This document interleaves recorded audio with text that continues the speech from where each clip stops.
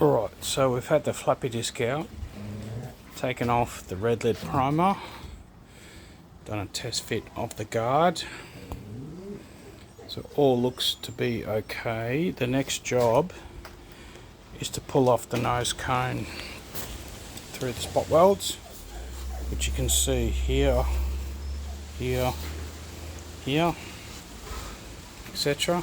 So we'll get that ripped off next, and we'll cut through and get the tie-in point over on the left hand guard sorted.